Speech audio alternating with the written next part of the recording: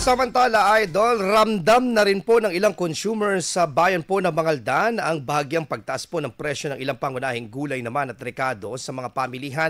Patay po sa presyo po sa palengke, ang repolyo ay nasa 150 to 200 kada kilo, habang naglalaro naman sa presyuan po ng 200 pesos kada kilo ang red bell pepper. Ang sayote naman ay pumalo na ng 80 pesos kada per kilo. At tumaas rin ang presyo po ng mga rekado tulad ng sibuyas na pula na nasa 160 pesos per kilo, 140 pesos kada kilo naman ang sibuyas na puti. Habang bawang naman po ay nanatili sa 140 pesos per kilo. Ang luya naman ay nasa 70 to 80 pesos kada kilo.